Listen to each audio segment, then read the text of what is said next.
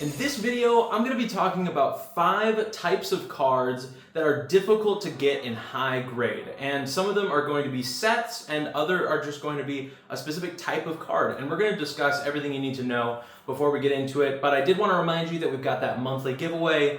All you got to do is like and comment on this video and make sure you're subscribed to the channel and you'll be entered to win. Now, before we get into this one, I wanted to talk about some common defects that we're kind of going to be going into with each and every set. Now, if you're already familiar with all of the different defects that can happen with Pokemon cards during the printing process, go ahead and skip forward. I'll have timestamps in this video. But if you don't know about the various defects that exist for cards, we're going to go into them right now. So number 1, and this is a very common defect with Pokemon cards, is centering issues. So basically, there is a border on cards. English cards, it's a little blue border on the back. With Japanese cards, it's kind of like a yellowish, brownish border on the back of them. And then on the front, there's a yellow border, or with modern Scarlet and Violet era cards, it's a sort of gray border. And you'll see the same kind of gray border for Japanese cards. Now, this is a huge factor with how cards grade. Grading companies will look on the front and the back of the card and see if it has good centering.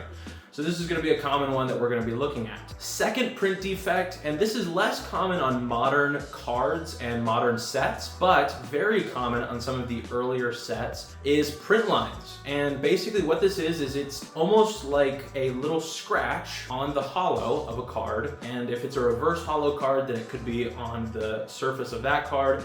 Or if it's just a regular holographic, then it would be on the artwork of the card. So print lines are another common printing defect that you can see. And it's basically, in grading, it's treated pretty much as a scratch. It's not considered like a defect or manufacturing error, pretty much just treated like damage. So that will also affect the grading process. Next is silvering, and more commonly known as whitening. And you can see this on the back and the front of Pokemon cards. And basically it's on the edges of the cards. You'll see either like a whitening of sorts, just white specks, or you'll see silvering if it's on the hollow of a card or on the front. And basically this is not a printing defect, but something that happens when the card is, rubbing up against other things. It's getting abrased.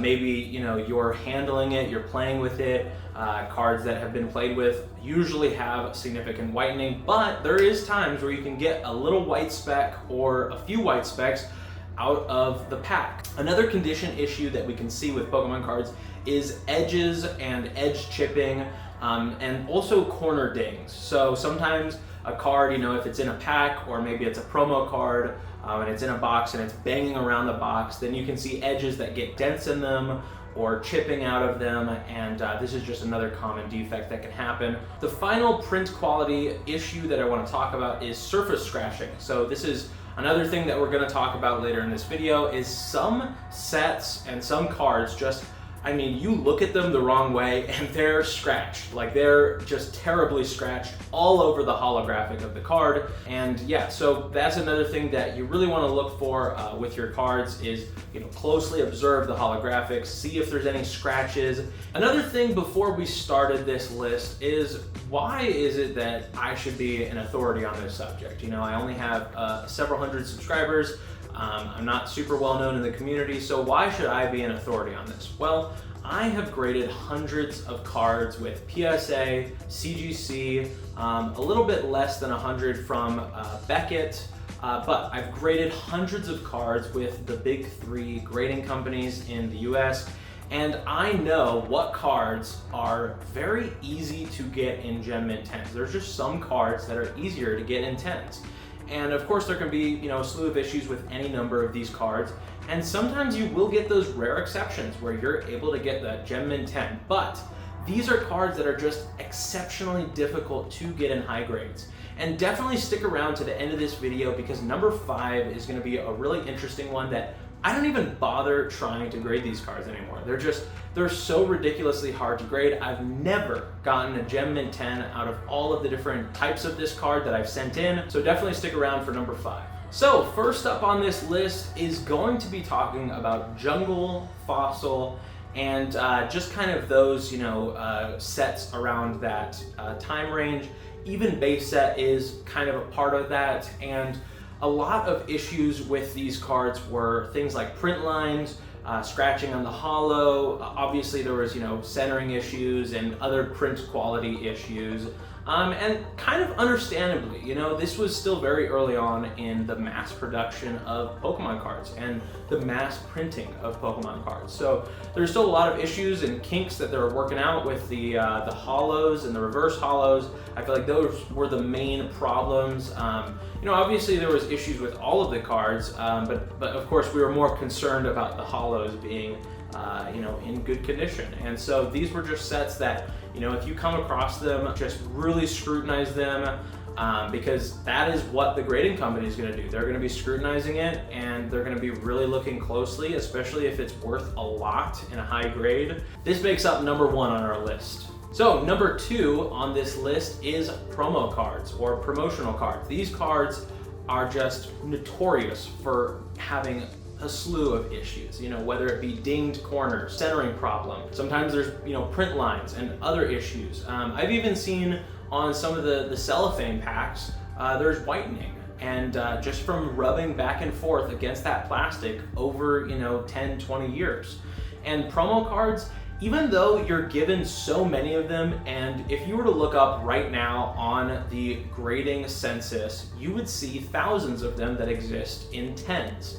But that is just because of the fact that there is so many of them available to people. Everyone can get a hold of a lot of these Black Star promos. And obviously there's some promos kind of harder to get your hands on, but there is just so many of them that you can buy directly. You don't have to open up a pack and see if you can get the chance at getting that card. You're guaranteed to get that promo card. A lot of these too, the problem with them is the moment they go from a 9 to a 10, they jump up in price like crazy, but the same could be said vice versa. When they go from a 10 to a 9, they're worth almost nothing. Like a lot of these modern promo cards, you'll see them be worth less than the cost of grading in a PSA 9 or a CGC 9 than raw. These are cards that I have a really tough time grading promo cards. I feel like they're really difficult to get in high grades, and you should always scrutinize them closely because you're taking a big risk if they don't get that Gem Mint 10. Next up on this list, I wanted to talk about Crimson Invasion and Burning Shadows. These are 2 sets from the Sun and Moon era that are just notorious for having, tons of issues with centering, just really bad print quality, and I just feel like I had to mention about them because I've seen so many videos where people are opening up the packs and they're just like, man, it's so hard to get a high grade of something, and that's packed fresh. And that's not even mentioning, the things that have been sitting in penny sleeves for years. And I think part of the reason for these sets having so many issues is because there was a lot more of these full art trainers and full art cards that were getting thrown around, and the Pokemon Company was still honing their skills. They were still, getting used to that. And I do think there were some sets before that, of course, that had full arts and, were playing around with different types of cards. But just for some reason, it seemed like these sets had especially really bad print quality. And this takes us into our number 4 on this list, which is Sun and Moon era as a whole. I feel like Sun and Moon era as a whole has had issues with print quality, not just Crimson Invasion and Burning Shadows. I've heard bad things about Hidden Fates. I've heard bad things about Team Up. Sun and Moon era seemed to just have a lot of print quality issues, and I don't know why it was, but it definitely drives up those grade 10 prices, which is definitely cool. And if you can get a good deal on those Gem Mint 10s from the Sun and Moon era, I think you're doing pretty good for yourself long term for investment purposes. Another huge reason that Sun and Moon era is so difficult to get in high grades is because of our number 5 point, which there's a ton of them in the Sun and Moon era, GX cards. These are the cards that I just don't grade anymore. I just don't bother because I've graded so many of them that I thought were gonna get 10s and they're 9s, 8s, 7s. Sometimes I've gotten 6s and 5s for these cards that I thought were gonna be 9s and 10s. And I just don't even bother with GX cards anymore. The centering, for some reason, how those lines look, I just can't like get it right. It looks like it's perfectly centered on the front. I look at the back, it looks fine, and I'm like, this is a 10. This is gonna be perfect. There's nothing wrong with this card, and I get the 8 when it comes back. So I don't even bother with GX cards, and this is such a big reason that I feel like Sun and Moon era for me is just really hard to grade. They're really hard to grade cards. And so that makes up number 5 on this list. I hope you guys enjoyed this video, and if you did, please do consider hitting the like button. I've got some really awesome videos coming for you guys soon, so make sure to enter that giveaway and comment down on this video, and yeah, just make sure you follow the instructions for that giveaway. I really appreciate you guys, and we'll catch you in the next one.